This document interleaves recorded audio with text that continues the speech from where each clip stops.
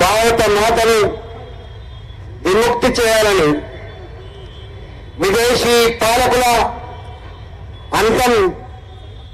అంతమొందించాలని లక్షలాది మంది భారత జాతి ముద్దుబిడ్డలు తమ రక్తాన్ని దేశ స్వతంత్రం కోసం ధారపోసిండ్రు.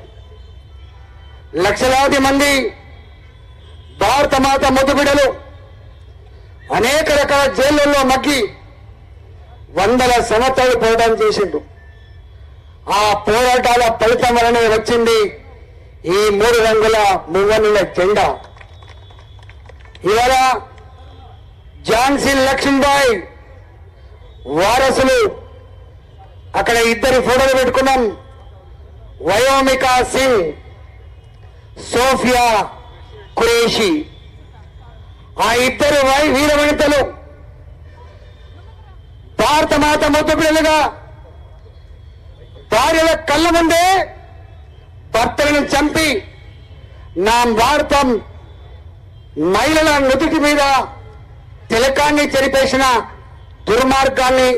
దుర్మార్గుల్ని అంతమొందించే బాధ్యత మేము స్వీకరిస్తామని చెప్పి ఆ 2 వీరవంతులు స్వీకరించారు. ఇవాళ దీని పేరే ఆపరేషన్ సింధూర్. నా భారత మహిళల నుదుట తిలకాన్ని చెరిపేసిన దుర్మార్గుల్ని అంతమొందించేదే ఇవాళ ఆపరేషన్ సింధూర్.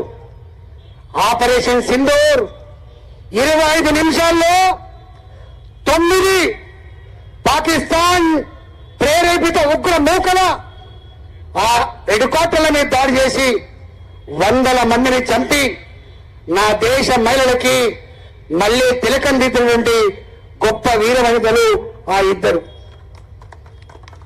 2-3 రోజుల్లోనే భారత సత్తా ఏందో ఇంతమంది మా శ్రీనివాసరావు గారు చెప్పినట్టుగా అంతకు ముందు అనేక సార్లు ప్రత్యక్ష యుద్ధంలో చావు దెబ్బతిన్న పాకిస్తాన్ భారత్ తో పెట్టుకునే సత్తా లేక దొడ్డి దారిన దొంగ పద్ధతులలో టెర్రరిస్టు మూకల్ని ప్రేరేపించి మన దేశానికి పంపించి మన ఆలయాల మీద కావచ్చు, మన ఆర్మీ మీద కావచ్చు, మన ప్రజల మీద కావచ్చు దాడులు చేసి మన రక్తాన్ని కళ్ళ చూసిన దుర్మార్గులు వాళ్ళు. మోడీ గారు వచ్చిన తర్వాత నా దేశంలో రక్తం చిన్నది రోజులోని ఇంతకుముందు దాన్ని అంతమొందించాలని చెప్పి భావించి ఒకే దేశం ఒకే చట్టం అని చెప్పి నా జమ్మూ అండ్ కాశ్మీర్ లో 370 ఆర్టికల్ రద్దు చేసి కొడుకుల్లారా నా జమ్మూ అండ్ కాశ్మీర్ వైపు కన్నెత్తి చూస్తే నీ పడతామని చెప్పింది మోడీ గారు. అంతేకాదు ఆ జమ్మూ అండ్ కాశ్మీర్ లో రక్తం చిన్నని రోజు లేదు. జమ్మూ అండ్ కాశ్మీర్ లాల్ చౌక్ మీద మన 3 రంగుల జెండా ఎగరాలంటే ప్రాణాలు గాల్లో కలిసిపోవాల్సిందే. కానీ దానికి ఛాలెంజ్ చేసిన వ్యక్తి మామూలు వ్యక్తి కాదు. ఈ మా జాతీయ జెండాను లాల్ చౌక్ లో ఎత్తి తీర్థని చెప్పి శపథం చేసిన మహనీయుడు నరేంద్ర మోడీ గారు లాల్ చౌక్ లో జెండా ఎగిరేసి పాకిస్తాన్ ప్రేరేపిత ఉగ్ర మూకలకి ఛాలెంజ్ చేసింది. మనం ఆనాటి నుంచి వెళ్ళి ఈనాటి వరకు ఇదే గడ్డ నా దిల్సుఖ్ నగర్ లో బాంబులు పేలితే ఎగిరిపడ్డ కంటాలను చూసినాం మనం. నా సాయిబాబా మందిర్ లో అమాయక ప్రజలకు బాంబులు పేలితే రక్తం మడుగులలో గిరగిర కొట్టుకున్న మనుషులు చూసింది ఈ గడ్డ. ఇవాళ పార్లమెంట్ మీద దాడి చేసిండు, బొంబాయి నగరం మీద దాడి చేసిండు.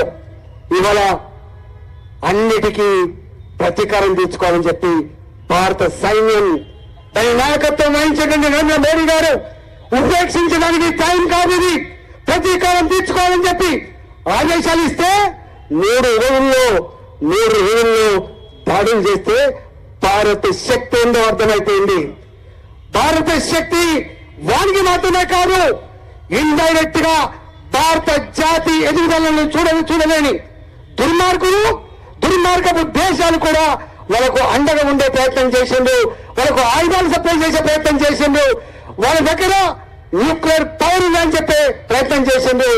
కానీ నా జాతి ఆత్మగౌరవం ముందు, నా జాతి ఆత్మగౌరవం ముందు ఇవన్నీ దిగదుడుతాయని చెప్పి వాళ్ళ న్యూక్లియర్ బాంబుల మీద దాడి చేసి ఛాలెంజ్ చేసిన దేశం భారతదేశం. వల్ల 3 రోజుల్లోనే మోకలింది ప్రపంచం ముందు.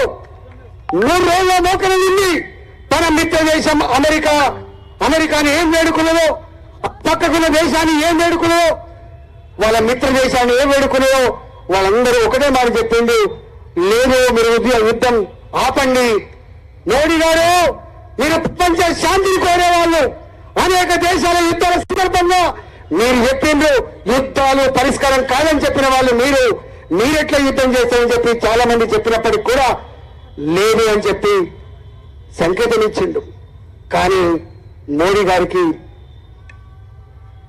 3 రోజుల్లో వాళ్ళ ఏరి బేసులు ధ్వంసం చేసి వాళ్ళ కాలబేరానికి వచ్చిన తర్వాత ఒకటే చెప్పిండు, మా దేశం మీద దాడి చేసే దుర్మార్గపు దేశాన్ని కావచ్చు, ఆ దుర్మార్గపు టెర్రరిస్టులను కావచ్చు, అంతమందించకుండా మీరు చెప్పే మాటలు వినే ప్రసక్తి లేదని చెప్పి ఛాలెంజ్ చేసి ఇవాళ యుద్ధం ఎప్పటికైనా సిద్ధంగా ఉందని చెప్పి మనం మహాభారత యుద్ధంలో చూస్తాం.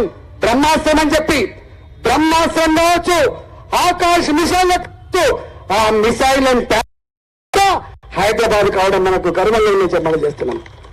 ఇవాళ మన ఆర్మీ చేసిన సాహసం, చూపిన తెగువ, మన భారత ప్రభుత్వం ఈ మధ్యకాలంలో సంతరించుకున్న టెక్నాలజీ, దాని సందర్భంగా వచ్చిన మిసైల్స్ ఎట్లా చేసినా మనం చూసినాం.